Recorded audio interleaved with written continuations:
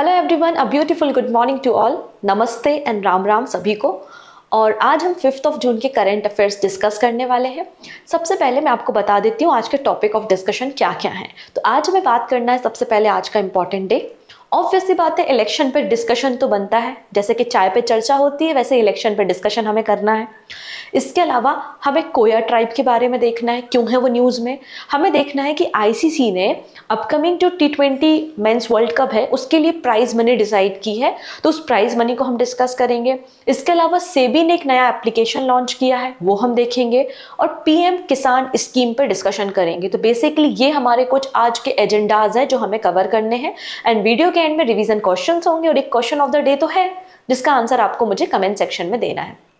Okay, इतनी चीजें। चलिए स्टार्ट करते हैं 5 जून के करंट अफेयर्स। वो सारे स्टूडेंट जो एकदम नए आए हुए हैं, न्यू स्टूडेंट्स हैं, उनको मैं बता दूं कि डेली करंट अफेयर्स 9 AM पर होता है और ये आपके सभी कॉम्पिटिटिव एग्जाम के लिए यूजफुल है। ठीक है। इसके अलावा पीडीएफ, तो पीडीएफ लेने का सिंपल सा तरीका है, आप टेलीग्राम ज्वाइन कर लेंगे। सिंपली सर्च कीजिएगा पूजा जैन CA 247। ठीक है, पूजा जैन CA 247। तो आप बिल्कुल मेरे टेलीग्राम तक पहुंच जाएंगे और वहां से easily free of cost PDF को डाउनलोड कर सकते हैं। एंड वन मोर अपडेट ये है कि मैंने मई मंथ के टॉप 150 MCQs को कवर कराया था। आई होप आपने वो देख लिया होगा, नहीं देखा तो प्लेलिस्ट में जाके इस वीडियो को जरूर देख लेना। यहाँ से आपको 100% आपके आने वाले एग्जाम में क्वेश्चंस मिलेंगे। ओके, चलिए स्टार्ट करते हैं। सबसे पहले 5 जून, आज एक बहुत इंपॉर्टेंट डे हम सेलिब्रेट करते हैं जिसे हम वर्ल्ड एनवायरनमेंट डे मतलब विश्व पर्यावरण दिवस के नाम से जानते हैं। इस दिन को सेलिब्रेट कौन करता है, मतलब ऑर्गेनाइजर कौन है, तो UNEP मतलब United Nation Environment Programme World Environment Day को 5 जून को ऑर्गेनाइज करता है। और एक होस्ट कंट्री होती है और इस बार होस्ट कंट्री कौन है, सऊदी अरेबिया। तो सऊदी अरेबिया 5 जून को वर्ल्ड एनवायरनमेंट डे सेलिब्रेट कर रही है, होस्ट कंट्री है। अब इसकी थीम देख लेते हैं, थीम या फोकस एरिया देख लेते हैं। तो फोकस एरिया है land restoration, desertification and drought resilience. ये इस साल आपको थीम देखने को मिलेगी। और यहाँ पे जो वर्ल्ड एनवायरनमेंट डे है इसका स्लोगन भी डिसाइड किया गया है, आवर लैंड आवर फ्यूचर। ये आपको स्लोगन देखने को मिल जाएगा। ओके, तो 5 जून को वर्ल्ड एनवायरनमेंट डे सेलिब्रेट करते हैं और इस दिन से एग्जाम में क्वेश्चन पूछा जाता है। मैंने मई मंथ के सभी इंपॉर्टेंट डेज और उनकी थीम डिस्कस कर दी है विथ MCQ। आप उस वीडियो को भी मंथली कंपाइलेशन में देख सकते हो। ओके, चलिए आज हम सेकेंड पार्ट डिस्कस करेंगे मंथली कंपाइलेशन का, जिसमें सभी अपॉइंटमेंट्स वगैरह हम डिस्कशन कर लेंगे। ठीक है, चलो अब बात करते हैं 18th लोकसभा इलेक्शन कंक्लूड हुए हैं। 1951-52 में पहली बार लोकसभा इलेक्शन हुए थे और 1951-52 के बाद ही सेकेंड लॉन्गेस्ट इलेक्शन है जो हमारे देश में चले हैं। सेकेंड लॉन्गेस्ट इलेक्शन आप देखेंगे 19 अप्रैल से लेकर 1 जून तक अलग अलग 7 फेजेस में आपको ये इलेक्शंस देखने को मिलेंगे। टोटल 543 सीट्स पे इलेक्शन हुए हैं। ये याद रखना कितनी सीट्स पे इलेक्शन हुए हैं, 543। हमारी कंट्री में जो मैक्सिमम लोकसभा सीट्स हैं, तो मैक्सिमम लोकसभा सीट्स हैं आपकी 552। ठीक है, लेकिन इलेक्शंस कितने पे हुए थे, 543 सीट्स पे इलेक्शन लड़े गए हैं 7 अलग अलग फेजेस में। ठीक है, अब यहाँ पे बात करते हैं कौन सी पार्टी जीती है। तो यहाँ पर बेसिकली जो चर्चा हो रही है वो 2 अलायंस की हो रही है, एक NDA अलायंस है और एक इंडिया अलायंस है। मतलब 2-3 पार्टियों ने गठबंधन करके वो बनाया है। सो NDA अलायंस को 292 सीट्स मिली है, वहीं इंडिया अलायंस को 234 सीट्स मिली है। तो NDA को 292 और इंडिया को 234 सीट्स मिली हैं। अब मेजॉरिटी, अगर कोई भी पार्टी लोकसभा सीट के 50% प्लस 1 सीट्स लेकर आती है तो वो मेजॉरिटी में होती है और वो अपनी सरकार बना सकती है। तो लोकसभा में अगर बात करें मेजॉरिटी के बारे में, कितनी है मेजॉरिटी, 272 सीट्स। अगर किसी पार्टी को 272 सीट्स मिलती हैं तो वो सरकार बना सकती है। तो यहाँ पे गवर्नमेंट थर्ड टाइम कौन बनाने जा रहा है, तो थर्ड टाइम गवर्नमेंट बनाने जा रही है NDA गवर्नमेंट। ठीक है, NDA। इतनी चीजें क्लियर है। अब बात करते हैं एनी पार्टी और coalition need a majority of 272 seats to form a government. जैसा कि हमने कहा बहुमत चाहिए 272 सीटों का, तभी आप अपनी पार्टी बना सकते हो। तो लोकसभा इलेक्शन आपको पता है हर 5 साल में होते हैं, और लोकसभा इलेक्शंस में एमपी मतलब मेंबर ऑफ पार्लियामेंट को चुना जाता है, और जिस भी पार्टी के मेंबर ऑफ पार्लियामेंट ज्यादा होते हैं, जिसको मेजोरिटी मिलती है, उस पार्टी का लीडर प्राइम मिनिस्टर बनता है। अगर हम प्राइम मिनिस्टर नरेंद्र मोदी जी के बारे में बात करें तो इनका जो कॉन्स्टिट्यूंसी मतलब जहां से आप चुनाव लड़ते हो, आपका जो निर्वाचन क्षेत्र है वो वाराणसी उत्तर प्रदेश था, जहां से इन्होंने इलेक्शन को जीता है। ठीक है, आप यहाँ पर देख सकते हैं पार्टी की लिस्ट, किस पार्टी को कितनी सीट मिली है। आप देख पा रहे होंगे कि बीजेपी को टोटल सीट से 240, वही कांग्रेस को टोटल सीट से 99। ठीक है, तो आप तो कहेंगे 272 मेजोरिटी नहीं है, तो मैंने कहा ना कि बीजेपी अकेली नहीं जीती है, उसका एक अलायंस है एनडीए, जिसमें आपको तेलुगु देशम के भी सीट्स मिल जाएंगे, जिसमें आपको जनता दल की सीट्स भी मिल जाएंगे। तो इस तरीके से इनको मेजोरिटी मिली है और अब ये सरकार बनाने वाले हैं। ठीक है, अगर हम कॉन्स्टिट्यूशनल प्रोविजंस के बारे में बात करें, इलेक्शंस तो हो गए, अब हमें कॉन्स्टिट्यूशनल प्रोविजंस देखने हैं। तो हमारे देश में 3 इंपॉर्टेंट आर्टिकल्स आपको मिलेंगे हमारे कॉन्स्टिट्यूशन में, विच इज 79, 80 और 81। ये 3 इंपॉर्टेंट आर्टिकल है। 79 में संसद मतलब पार्लियामेंट को डिफाइन किया गया है कि प्रेसिडेंट, लोकसभा और राज्यसभा से मिलकर हमारी पार्लियामेंट बनती है। आर्टिकल 80 में राज्यसभा को डिफाइन किया है और आर्टिकल 81 में लोकसभा को डिफाइन किया गया है। So according to the article 81 हमारा जो टोटल कंपोजिशन है लोकसभा का, वो मैक्सिमम सीट 552 है। 20 seats for union territory, 530 seats किसके लिए है, तो 530 सीट्स जो है वो स्टेट के लिए है।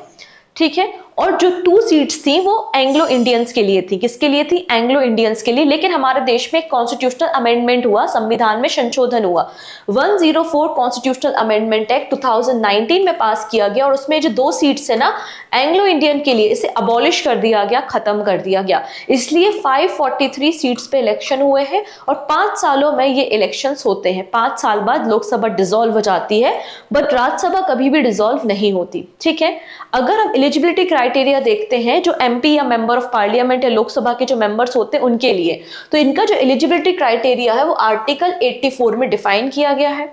क्या बोला जाता है, तो सबसे पहली बात, सिटीजन होना चाहिए इंडिया का, भारत का नागरिक होना चाहिए।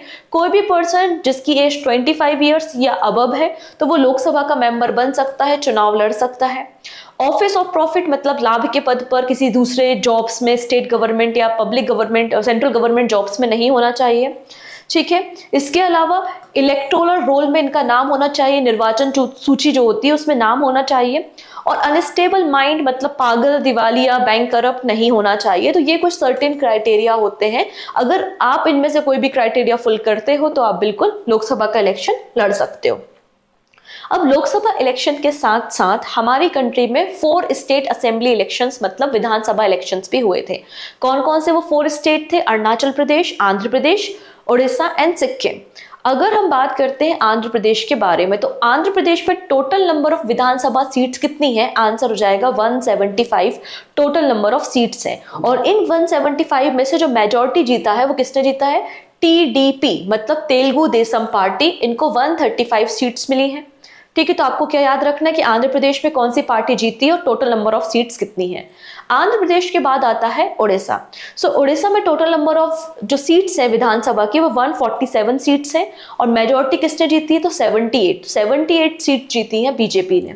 ठीक है, बीजेपी को 78 सीट्स मिली है, जबकि बीजेडी जो आपका बीजू जनता दल है, जिसके लीडर अभी आप देखते हैं नवीन पटनायक जी हैं, और सिंस 2000 से बीजू जनता दल या बीजेडी रूल कर रही है उड़ीसा में, और इस बार वो पीछे रह गई है, 51 सीट्स मिली है बीजेडी को। क्लियर है इतनी चीजें, तो आप देख सकते हैं कि बीजेपी को मेजॉरिटी मिली है उड़ीसा में, और नवीन पटनायक जी यहाँ पे 24 सालों के बाद उनकी पार्टी जो है वो पीछे रह गई है। ठीक है, और वहीं अगर हम आंध्र प्रदेश में बात करते हैं तो आंध्र प्रदेश में जो चंद्रबाबू नायडू की पार्टी है वो आगे आई है, जिसके सीएम बनेंगे अब। अगर एग्जिस्टिंग सीएम की बात करते हैं तो एग्जिस्टिंग सीएम जगन मोहन रेड्डी है, जो रिजाइन कर देंगे कुछ दिनों में। अभी केयर टेकर सीएम की तरह काम कर रहा है जब तक ओथ नहीं हो जाती नए मुख्यमंत्री की, मुख्यमंत्री की जब तक शपथ ग्रहण नहीं हो जाती। अब बात करते हैं अरुणाचल प्रदेश और सिक्किम, जिसपे हमने ऑलरेडी डिस्कशन किया हुआ है। अरुणाचल प्रदेश में टोटल नंबर ऑफ सीट्स कितनी है, 60 है, और यहाँ पे मेजॉरिटी किसने जीती है, लीडिंग कौन है, तो बीजेपी है, बीजेपी को 46 सीट्स मिली हुई है। नेक्स्ट अगर हम सिक्किम की बात करते हैं तो सिक्किम में total number of Vidhan Sabha seats कितनी है, 32 है, एंड 31 सीट SKM जो सिक्किम क्रांतिकारी मोर्चा पार्टी है उन्होंने जीती है। तो इनकी सरकार बनेगी, मतलब इनकी पार्टी के CM बनेंगे। तो हमें क्या क्या याद रखना है, हमें याद रखना है कितनी कौन सा लोकसभा इलेक्शन था, कि किस पार्टी ने कितनी सीट्स को जीता है, ये हमें याद रखना है। कितने फेजेस में इलेक्शंस हुए थे, हमको ये याद रखना है। इसके अलावा हमें क्या याद रखना है, कितने राज्यों में इलेक्शन हुए थे और उन चारों राज्यों की विधानसभा सीट्स हमें याद रखनी है।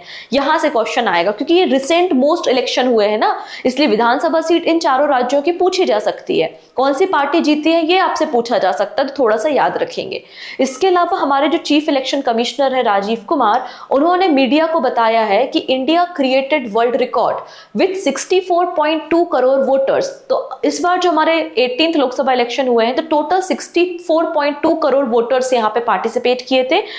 ये अगर G7 कंट्रीज है ना, G7 कंट्रीज के कंबाइंड वोटर्स ले लो, उनसे भी ये 1.5 टाइम्स ज्यादा है, ऐसा राजीव कुमार जी ने कहा है। ठीक है, और एक और रिकॉर्ड बनाया है कि 31.2 करोड़ वीमेंस वोटर ने यहाँ पे अपने वोट को कास्ट किया, also the highest ever in the world.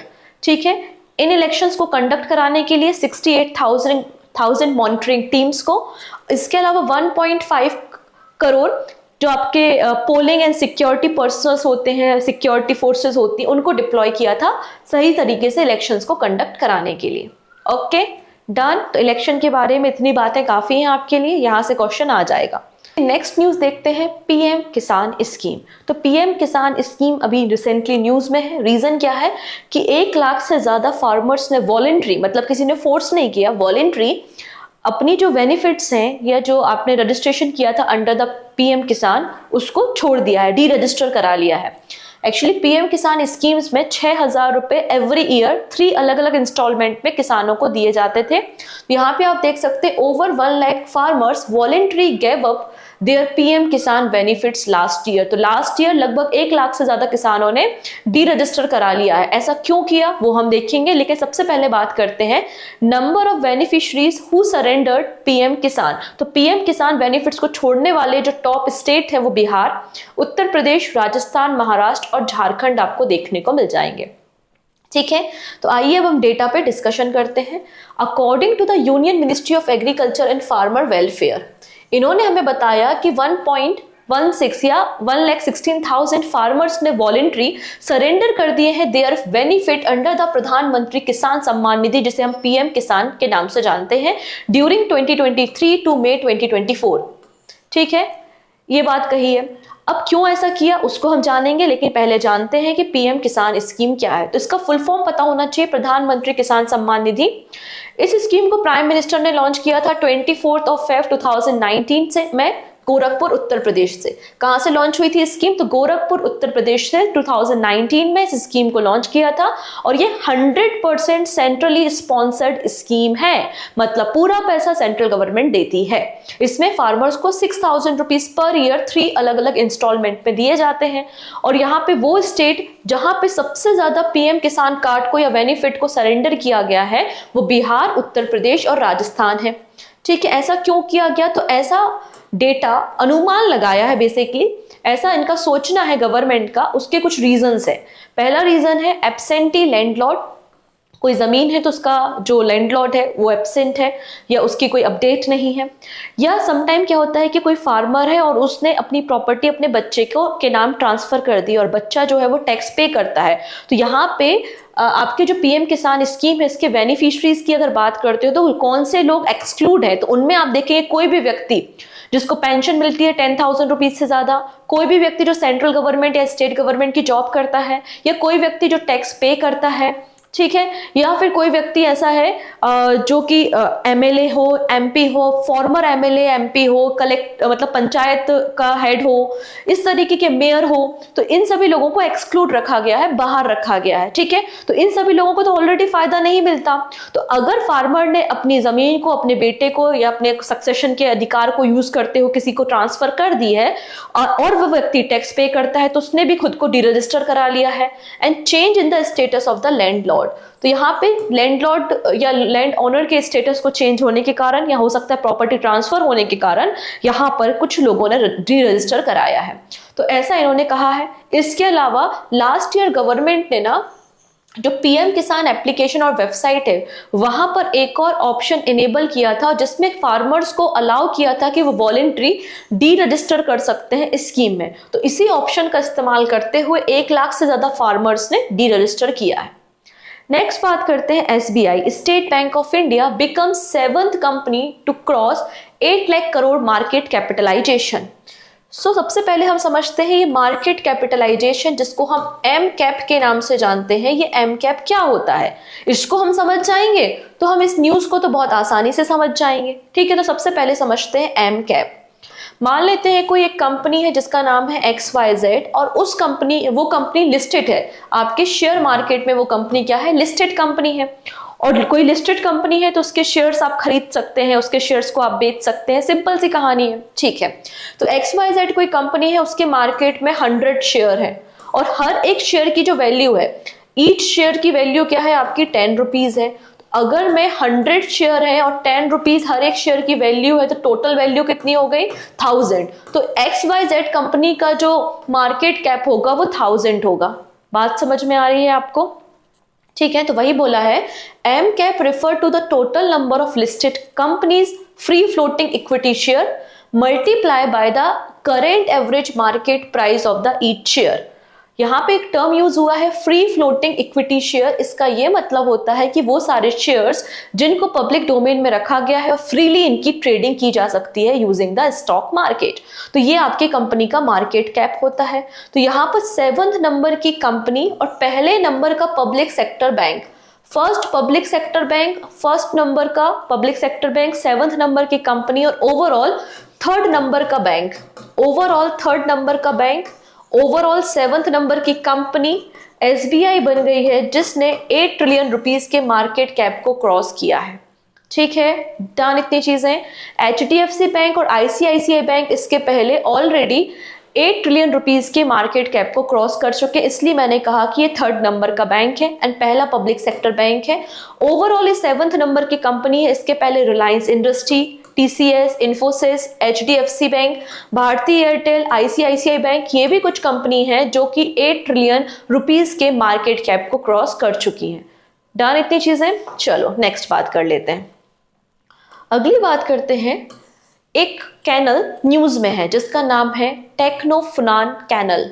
अभी टेक्नोफुनान कैनल कहाँ पर है, तो आंसर हो जाएगा कंबोडिया में है, और कंबोडिया में इसको कंस्ट्रक्शन स्टार्ट किया है और इसको सपोर्ट कौन कर रहा है, फंडिंग कौन कर रहा है, तो चाइना कर रहा है। तो काफी लंबे समय से कंसर्न चल रहा था, डिस्कशन चल रहा था, क्योंकि चाइना जब कोई असेट बनाता है किसी देश में उसको लोन लेता है और जब वो लोन नहीं दे पाता तो उस असेट को या तो सीज कर लेता है या तो टेरिटरी एक्वायर कर लेता है। तो एक बहुत बड़ा कंसर्न एक्चुअली चाइना से अगर आप लोन लेते हो, तो एक बहुत लंबे समय से कंसर्न चल रहा था, लेकिन फाइनली यहाँ पे कंबोडिया गवर्नमेंट ने कहा है कि ये जो कैनल तैयार हो जाएगी तो हम लो कॉस्ट में ट्रांसपोर्टेशन कर सकेंगे, ईज ऑफ बिजनेस और ईज ऑफ डूइंग लाइफ थोड़ा सा आसान हो जाएगी और कई सारे लोगों को इरिगेशन के लिए पानी मिल सकेगा, सिंचाई के लिए, और उसके अलावा क्या हो पाएगा, एम्प्लॉयमेंट भी जनरेट होगा। ठीक है, तो इसलिए इन्होंने कहा कि हम इसको स्टार्ट कर रहे हैं। तो कंबोडिया स्टार्ट कर रहा है टेक्नोफुनान कैनल।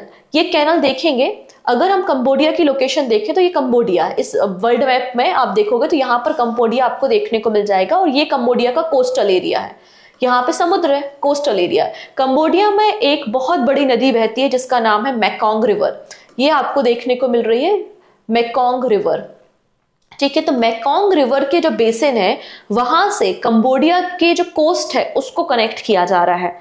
मेकोंग रिवर बेसिन से कंबोडिया के कोस्ट को कनेक्ट किया जा रहा है और लगभग ये 180 किलोमीटर की कैनल होगी जिसको रेडी किया जा रहा है, जिसके लिए अप्रूवल दे दिया है। बात समझ में आ गई? डन, क्लियर है? कौन बना रहा है, कहां से क्या कनेक्ट कर रहा है, कितनी लंबाई है, कौन पैसा दे रहा है, सब हमने देख लिया। अब कंबोडिया देखते हैं, तो Cambodia south east Asian country है जो कि थाईलैंड, लाओस, वियतनाम और गल्फ ऑफ थाईलैंड के साथ बॉर्डर शेयर करती है। आप इस मैप में देखोगे तो ज्यादा अच्छे से समझ पाओगे। ठीक है, ये कंबोडिया है, जैसा कि कहा ये इसकी कोस्टल एरिया है। थाईलैंड हो गया, लाओस हो गया, वियतनाम हो गया, इनके साथ ये बॉर्डर शेयर आपको करता हुआ दिखाई देगा। ठीक है। कंबोडियन रियाल यहाँ पे करेंसी है। खेमर यहाँ पे ऑफिशियल लैंग्वेज बोली जाती है। कंबोडिया की जो कैपिटल है वो नाम फैन आपको देखने को मिल जाएगी। नेक्स्ट बात करते हैं संकोशी रिवर। ठीक है, संकोशी रिवर कहाँ पर बहती है? तो ये नेपाल में बहती है। ठीक है, संकोशी रिवर में एक क्लीन रिवर कैंपेन को रन किया जा रहा था जिसका नाम था प्लीज। तो प्लीज कैंपेन कहाँ पे रन हो रहा था? संकोशी रिवर पे हो रहा था जिसका नाम है plastic free river and sea of South Asia. ये पूरा प्रोग्राम रन किया गया और इस कैंपेन में इस नदी से लगभग 24,570 kg ऑफ वेस्ट को कलेक्ट किया गया। मतलब नदी को क्लीनिंग करने का काम किया जा रहा था जिसका नाम था प्लीज। संकोशी रिवर को रिवर ऑफ गोल्ड के नाम से भी जानते हैं। ठीक है, is a river of gold, is a river in the Nepal that is a part of the Koshi या दो सप्तकोशी रिवर। कोशी और सप्तकोशी रिवर का एक पार्ट है, आप देख सकते हैं। जैसे कि हमारे यहाँ पे पंच रिवर है, पंचद्वाब है पंजाब में, वैसे ही 7 नदियां मिलकर यहाँ पे सप्तकोशी रिवर बनाती हैं। आप यहाँ पे कई सारी नदियां जैसे कि अरुण है, तमोर है, इसके अलावा आप लीखू रिवर है, अमरकोशी है, सनकोशी रिवर, ये सब देखो मिलके बाद में कोशी रिवर्स के साथ और फिर बाद में गंगा नदी में मिलके बे ऑफ बंगाल में चली जाती हैं। तो इस तरीके से ये आपको 7 नदियां देखने को मिलेंगी जिसके बाद सप्तकोशी या कोसी नदी के नाम से जाना जाता है। और कोसी नदी आपको पता है कि नेपाल और भारत के बीच में एक ट्रांस बॉर्डर रिवर आपको देखने को मिलेगी। ठीक है, इतनी चीजें। कोसी रिवर को बिहार का शोक भी कहा जाता है, ये बात भी आपको पता है। तिब्बत प्लेटियो से जनरेट होती है कोसी रिवर और ट्रांस बॉर्डर रिवर है नेपाल और इंडिया के बीच में, फिर गंगा नदी में आके मिलती है, फिर बे ऑफ बंगाल में चली जाती है। महाभारत रेंज और शिवालिक रेंज के बीच में, महाभारत एंड शिवालिक रेंज के बीच में कोसी रिवर बहती है। डर इतनी चीजें। तो ये कुछ एडिशनल इन्फॉर्मेशन है, आप चाहो तो पढ़ सकते हो अबाउट द संकोशी रिवर। अब बात करते हैं कोया ट्राइब के बारे में। तो रिसेंटली कोया ट्राइब न्यूज में है। क्यों है न्यूज में? Koya tribe recently faced a cultural crisis that threatened over the sacred mahua flower in the Godavari valley of the Andhra प्रदेश।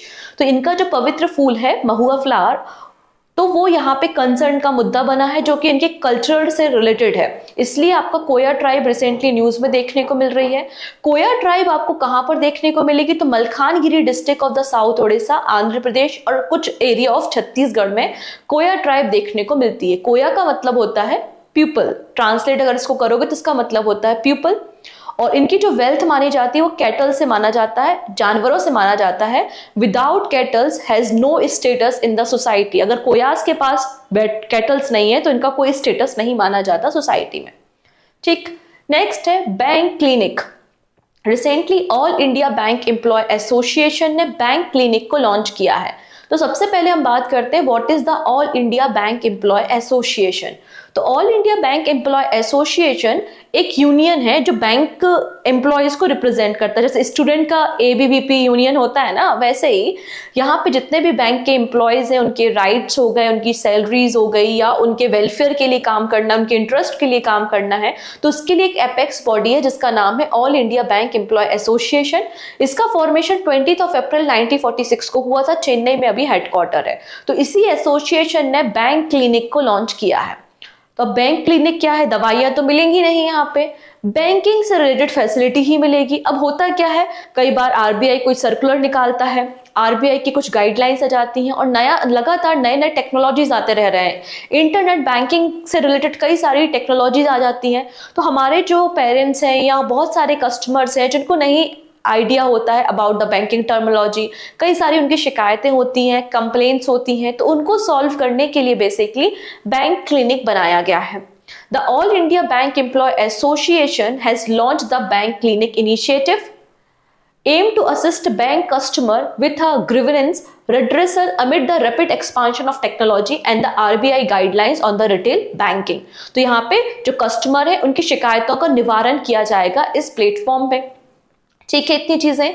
अब यहाँ पे साफ साफ बोला गया है कोई भी कस्टमर यहाँ पे इनके जो वेबसाइट है या बैंक क्लिनिक की जो वेबसाइट है वहां पे जाके कंप्लेंट कर सकता है और 5 वर्किंग डे के अंदर, विद इन 5 वर्किंग डेज आपकी जो भी कंप्लेंट है उनको डिटेल में समझ के आपको सॉल्यूशन प्रोवाइड किया जाएगा, उनको सॉल्व किया जाएगा according to the RBI guidelines. ठीक है, इससे क्या होगा, इफेक्टिवली और टाइमली आपकी कंप्लेंट्स को रिजॉल्व कर दिया जाएगा और बेसिकली जो बैंक क्लिनिक है वो कस्टमर की गुडविल में काम करेगा। ओके, नेक्स्ट बात करेंगे जुपे। जुपे क्या है?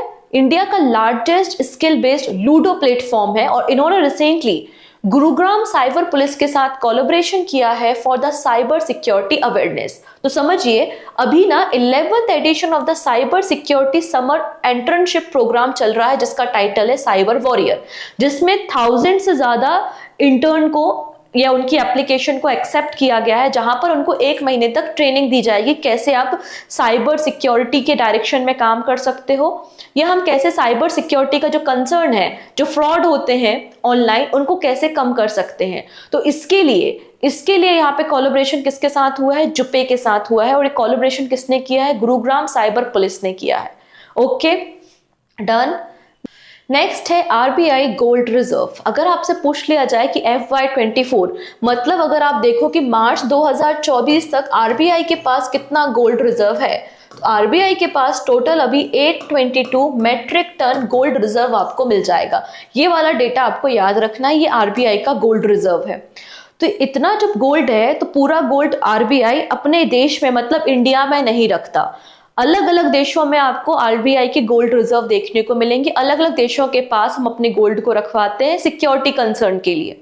ठीक है, अभी रिसेंटली न्यूज में क्या है? तो recently RBI has transferred 100 metric ton of the gold from the United Kingdom to the domestic vault in FY24। यहाँ पे 100 मीट्रिक टन गोल्ड हमने ट्रांसफर किया है जो कि यूनाइटेड किंगडम के बैंक में रखा हुआ था और इनको महाराष्ट्र और मतलब मुंबई और नागपुर के वॉल्ट में रखवा दिया है। आरबीआई ने ट्रांसफर कर लिया। ठीक है, ऐसा क्यों किया, इसका क्या रीजन है, आइए हम थोड़ा समझते हैं। और क्यों पैसा रखवाया था या गोल्ड क्यों रखवाया था? तो पहला रीजन तो सिक्योरिटी कंसर्न है, जैसा कि मैंने डिस्कस किया। दूसरी बात करते हैं इकोनॉमिक क्राइसिस के बारे में। आप सभी को पता है 1991-1992 में जब नरसिम्हा राव जी की गवर्नमेंट थी, उस समय हमारे देश में एक बहुत ज्यादा इकोनॉमिक क्राइसिस चल रहे थे, वित्तीय हालत थोड़े खराब थे और हमें लोन की जरूरत थी। उसी के बाद तो हम LPG मॉडल लेकर आए थे, तो हमें लोन की जरूरत थी। लगभग हमने 400, आप देखेंगे लगभग हमने $400 मिलियन का लोन लिया था यूके से, और बदले में जब आप इतना लोन लोगे तो बदले में इन्होंने गोल्ड रिजर्व रखवाया था। तो हमने अपना गोल्ड रिजर्व रखा था यूके में। ठीक है, उसके बाद हमने लोन रिपेमेंट भी कर दिया, लेकिन आरबीआई को लगा कि ये सेफ है, सिक्योर है और भी देशों के गोल्ड यहाँ पर प्रेजेंट है, तो हम भी रखा रहने देते हैं। तो आरबीआई ने वो पैसा वहां पे छोड़ दिया, रखा रहने दिया। अब ऑब्वियस सी बात है, जब आप किसी भी लॉकर में अपना पैसा रखते हैं, किसी लॉकर में अपनी ज्वेलरी रखते हैं, तो आपको बदले में कुछ ना कुछ इनिशियल फीस तो देनी पड़ती है। तो इंडियन गवर्नमेंट यूके की बैंक को फीस भी देती है, कोई दिक्कत नहीं। लेकिन प्रॉब्लम कहां आ गई? प्रॉब्लम ये आ गई कि जैसे ये रशिया और यूक्रेन का युद्ध शुरू हुआ, तो रशिया के भी काफी सारे असेट्स या काफी सारा गोल्ड रिजर्व यूके और अदर बैंक्स में रखा हुआ है, और यूएसए ने रशिया पे सैंक्शन लगा दिए। तो जितने ओवरसीज असेट थे, जितना गोल्ड रिजर्व था या दूसरे असेट थे रशिया के, उनको फ्रीज कर लिया गया। तो ये तो कोई बात नहीं हुई, लड़ाई वहां चल रही है। आप किसी के असेट्स को जो हमारे खुद के हैं, हमने तो आपके पास लॉकर में रखवाए हैं, आपने उनको फ्रीज कर लिया। तो ऐसा कभी, जैसे कि चाबहार बंदरगाह के साथ हमारी डील हुई है, तो यूएसए अभी इस पे सैंक्शन लगाने की बात करता है। तो ऐसा फ्यूचर में हमारे साथ ना हो, पहला रीजन ये है, हमने अपना पैसा वापस ले लिया, हमारा पैसा हम अपने पास रख लेंगे। और ये भी इंडिकेट करता है कि अब इंडिया इतना कैपेबल है कि वो अपनी गोल्ड को खुद रख सकता है, सलामत रख सकता है, उसको सिक्योरिटी दे सकता है। तो ये भी एक रीजन है। तो इस तरीके से आरबीआई ने अपना गोल्ड वापस ले लिया। आरबीआई के पास 822 मेट्रिक टन गोल्ड है, लेकिन टॉप कंट्री जिसके पास सबसे ज्यादा गोल्ड रिजर्व है वो यूएसए है। यूएसए के पास आपको सबसे ज्यादा गोल्ड रिजर्व देखने को मिल जाएगा। ठीक है, इतनी चीजें ओके है, इतनी बातें। और अब जो हमारे देश में गोल्ड है उसका इस्तेमाल कहाँ पे किया जाता है? तो हमारे गोल्ड, जो हमारा देश में गोल्ड रिजर्व है आरबीआई के पास, उसका इस्तेमाल वो करेंसी को प्रिंट करने में करती है। So all bank note issued by the RBI are backed by the asset such as the gold, government security and foreign currency asset as defined in the section 33 of the RBI Act 1934। तो हमारा जो RBI Act 1934 है उसका section 33 ये कहता है हमारे देश के पास जितने फॉरेन सिक्योरिटी होंगी, जितने हमारे पास गवर्नमेंट सिक्योरिटी होंगी या फिर जितने हमारे पास गोल्ड होगा, उसके बिहाफ में उतने ही डिनोमिनेशन का हम करेंसी को प्रिंट कर सकते हैं। Simple, done. चलिए अब बात करते हैं सेबी के बारे में। तो सेबी ने भी रिसेंटली एक नया एप्लीकेशन लॉन्च किया है जिसका नाम है सारथी। तो सारथी किसका एप्लीकेशन है? सेबी का है, security and exchange board of India. क्यों लॉन्च किया है? For investor awareness. अब ऐसा तो होता नहीं कि शेयर मार्केट की इंफॉर्मेशन सबको हो, सब लोग म्यूचुअल फंड के बारे में जानते हो, गवर्नमेंट सिक्योरिटी के बारे में जानते हो, कैसे ट्रेडिंग करनी है, शेयर्स को कैसे बाय करना है, कैसे सेल करना है, क्या सबको पता है? आंसर है नो। तो एक एजुकेशनल अवेयरनेस की रिक्वायरमेंट है, ठीक है। इसके अलावा आपकी कोई कंप्लेंट हो सकती है शेयर्स को लेके या आपके शेयर मार्केट को लेके, आपकी जो कंप्लेंट है उनको रिजॉल्व करने के लिए भी कोई प्लेटफॉर्म होना चाहिए। इसके अलावा वीडियो, अगर आपको कोई डाउट होता है किसी भी टॉपिक पे तो आप क्या करते हैं? यूट्यूब पे जाते हो, उस टॉपिक को सर्च करते हो और वीडियो देख लेते हो। वैसे ही अगर इन्वेस्टर्स को कोई प्रॉब्लम है तो आपके पास वीडियो कंटेंट प्रोवाइड किया जाएगा, तो आप वीडियो को देखकर सारी बातों को समझ सकते हो। तो इस तरीके से इस सारथी पोर्टल को डिजाइन किया गया है, ठीक है। तो SEBI unveil its latest mobile application Sarthi 2.0 designed to help investor manage their personal finance, जिससे वो इजीली अंडरस्टैंड कर सके, और बहुत ही यूजर फ्रेंडली एप्लीकेशन लॉन्च किया है जो कि फाइनेंशियल कैलकुलेटर मतलब इन्वेस्टर्स को हेल्प करेगा फाइनेंशियल डिसीजन लेने में। नेक्स्ट है एजुकेशनल मॉड्यूल होगा, केवाईसी प्रोसीजर कैसे करनी है, बाय और सेल कैसे करना है शेयर्स को, ये बातें होंगी। इन्वेस्टर सपोर्ट होगा, कंप्लेंट सॉल्व करने के लिए, डिस्प्यूट सॉल्व करने के लिए प्लेटफॉर्म अवेलेबल होगा, और वीडियो कंटेंट भी यहां पर अवेलेबल होगा। नेक्स्ट है राष्ट्रीय ई पुस्तकालय।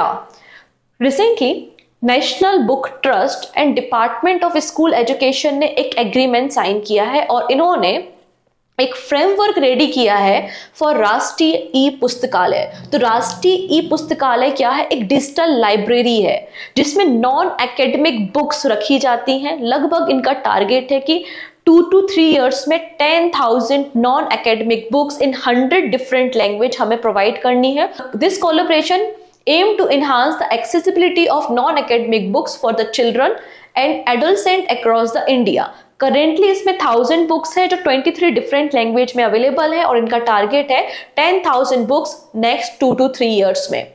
राष्ट्रीय ई पुस्तकालय will feature 1000 non academic titles from the more than 40 publisher in 22 language beside English. तो इंग्लिश के साथ आप देखेंगे 22 लैंग्वेज है, मतलब टोटल 23 लैंग्वेज में आपको ये बुक्स मिल जाएंगी। इसके अलावा इन्होंने बुक्स को 4 अलग अलग ग्रुप्स में डिवाइड किया है, 3 to 8 year, 8 to 11 year, 11 to 14 and 14 to 18 years। Done.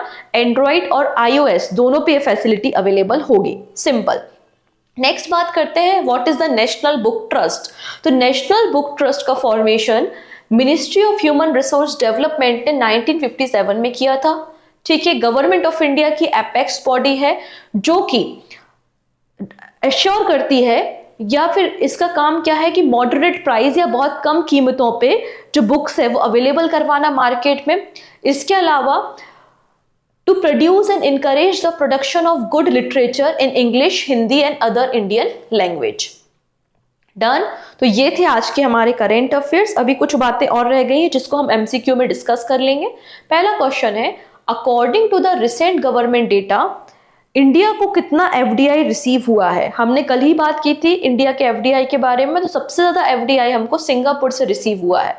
पहले नंबर पे सिंगापुर है, सेकेंड नंबर पे मॉरिशियस है, ठीक है। रिसेंटली क्लाउडिया शेनबॉम किस कंट्री की पहली वीमेन प्रेसिडेंट अपॉइंट हुई हैं? एक क्वेश्चन आपको इंटरनेशनल अपॉइंटमेंट से जरूर से देखने को मिलता है, इसलिए मैंने अप्रैल मंथ और मई मंथ के सारे इंटरनेशनल अपॉइंटमेंट एक सिंगल वीडियो में कवर कर दिए। आई होप आपने देख लिया होगा। तो यहां पे सही आंसर क्या हो जाएगा? Mexico, option D. नेक्स्ट है, which company has agreed sign a agreement with the Gati Shakti विश्वविद्यालय for carrying out joint research related to the 5G and 6G communication in transportation and logistics sector। तो हमारा जो गति शक्ति विश्वविद्यालय है वहां पर 5G और 6G कम्युनिकेशन लॉजिस्टिक सेक्टर में इंट्रोड्यूस करने के लिए किसके साथ एक एग्रीमेंट साइन हुआ है? आंसर है नोकिया के साथ। The centre has introduce a new numbering series. कल हमने एक नए नंबर सीरीज के बारे में बात की थी जिसका इस्तेमाल ट्रांजेक्शनल कॉल के लिए किया जाएगा, वो भी हमारे रेगुलेटेड बॉडीज या एंटिटीज के लिए। तो कौन सी सीरीज है? 160, ऑप्शन सी। इंडिया का largest skill based ludo platform जिसका नाम है जुपे, इन्होंने पार्टनरशिप की है साइबर पुलिस के साथ for 11th edition cyber security summer internship programme जिसका टाइटल है साइबर वॉरियर। वो कौन सा पुलिस है जिसके साथ कोलैबोरेशन हुआ है? आंसर हो जाएगा आपका गुरुग्राम पुलिस, ऑप्शन डी बिल्कुल करेक्ट है। नेक्स्ट है ICC, international cricket council has announce a record prize purse of blank rupees for 24 T20 world cup with the winner pocketing at least. तो इसमें बोला कि टोटल अमाउंट कितना है, आपके विनर्स के लिए कितना अमाउंट आप देंगे आईसीसी वर्ल्ड कप में। तो टोटल अमाउंट, टोटल जो पूल इन्होंने डिसाइड किया है फंड का, वो है $11.25 मिलियन। इतना फंड ये लोग अपने विनर्स को, अलग अलग जो प्लेयर ऑफ द मैच होते हैं और दूसरे विनर्स होते हैं, वैल्यूएबल प्लेयर होता है, ठीक है, उनको देंगे। और जो विनर टीम होगी, जो विनिंग टीम होगी, उसको $2.45 मिलियन देंगे। ऑप्शन सी बिल्कुल करेक्ट है। अगर इसको हम इंडियन करेंसी में बात कर देंगे तो यहाँ आईसीसी ने अभी तक का highest ever prize money decide किया है $11.25 मिलियन, जो कि 93.5 करोड़ रुपीस है। और जो विनिंग टीम होगी उसको 20.36 करोड़ रुपीस दिया जाएगा। और जो सेकंड नंबर पे आएगी टीम, उसको 10.36 करोड़ रुपीस दिया जाएगा। ठीक है, आईसीसी का फॉर्मेशन 1909 में हुआ था, हेडक्वार्टर दुबई में है। ग्रेग बार्कले जो कि न्यूजीलैंड से है, चेयरमैन है, और 108 मेंबर आपको मिल जाएंगे। Doctor Helen Mary Robert has become the first women brigadier in which country's army from the minority community। ये न्यूज मैंने टेलीग्राम पे पोस्ट की थी, ठीक है, आई थिंक आपने पढ़ी होगी। टेलीग्राम पे अगर आप एक्टिव है, देखते रहते हैं पोस्ट, तो मैंने वहां पे पोस्ट किया था। तो डॉक्टर हेलन मैरी रॉबर्ट जो है वो पहली वुमेन ब्रिगेडियर बन गई है पाकिस्तान आर्मी में। ऑप्शन डी, जो कि माइनॉरिटी कम्युनिटी से है। Who has been appointed as the chairman of Deen Dayal port authority. तो दीन दयाल पोर्ट अथॉरिटी के चेयरमैन कौन बने हैं? सुशील कुमार सिंह बने हैं। Option C. नेक्स्ट है केदार जाधव, इन्होंने रिसेंटली रिटायरमेंट अनाउंस कर दिया है। ये किस स्पोर्ट से एसोसिएटेड है? आंसर हो जाएगा क्रिकेट। ये हमारे देश के क्रिकेटर हैं और इन्होंने रिटायरमेंट अनाउंस कर दिया है। इसके अलावा एक छोटी सी लिस्ट है जो रिटायर्ड पर्सन है, रिसेंटली जो रिटायर्ड हुए हैं उनका नाम देखने को मिल रहा है। इस लिस्ट को भी आप पढ़ सकते हैं, ठीक है। नेक्स्ट बात करते हैं, who has become the brand ambassador for the green day better nutrition.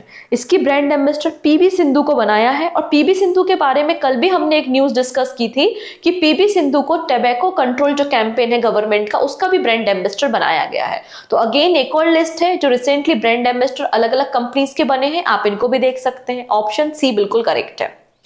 Next बात करते हैं नैना जेम्स, जो रिसेंटली न्यूज में है। ये किस स्पोर्ट से एसोसिएटेड है आपको बताना है, ठीक है, और क्यों है न्यूज में ये भी आप चाहो तो बता सकते हो। सही आंसर आप मुझे कमेंट में दीजिएगा, बाकी सारी बातें हम नेक्स्ट वीडियो में डिस्कस करते हैं। Okay, so take care and जाते जाते लिंक को शेयर करके जाएंगे। एंड पहली बार आ रहे हैं चैनल पे तो चैनल को सब्सक्राइब कर लेंगे जिससे अपकमिंग क्लासेस की नोटिफिकेशन मिल सके। So take care.